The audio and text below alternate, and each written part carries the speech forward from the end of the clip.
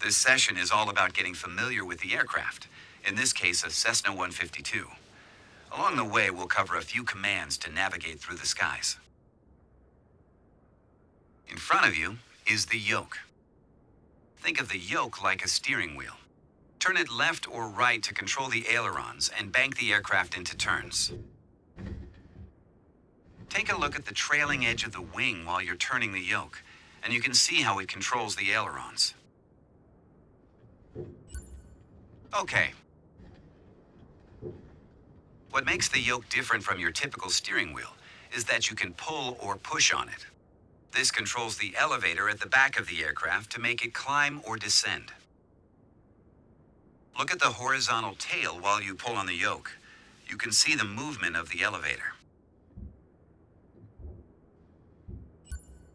Nice. At your feet, you'll find the rudder pedals. On the ground, they'll help you steer the aircraft. The upper part of the pedals are also your brakes. In flight, they move the rudder on the vertical stabilizer to yaw the aircraft. That's mainly for small adjustments, to coordinate your turns or compensate for a plane's left-leaning tendencies during takeoff and climb. Look at the vertical stabilizer while operating the pedals to see their effect on the rudder.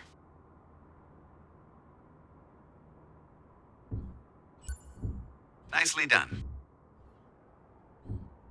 Next up, located near the center of your cockpit, is the throttle. Push forward to increase the power. Pull back to decrease it.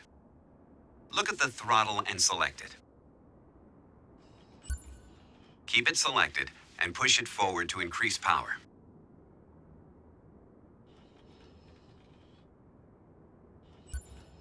Power is increased.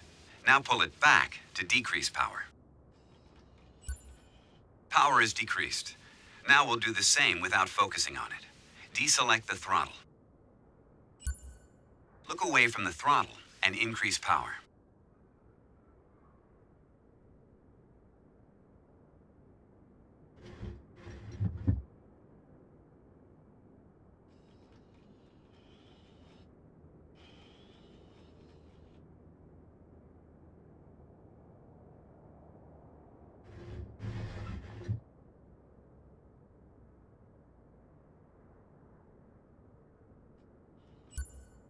Set throttle to idle.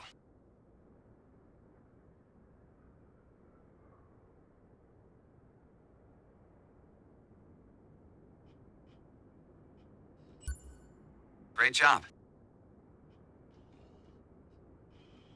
When the engine is on, any change in power will be reflected on the RPM indicator.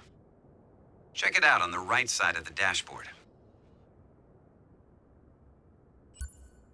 This tells you how fast the engine is spinning in hundreds of revolutions per minute. To see your speed, look for the airspeed indicator.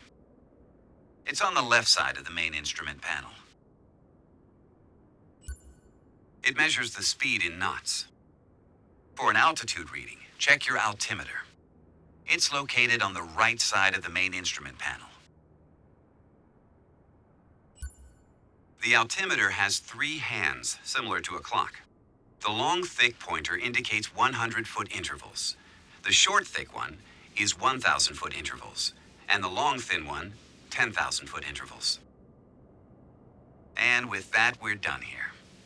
In our next lesson, though, you'll get to see how it all feels in the air.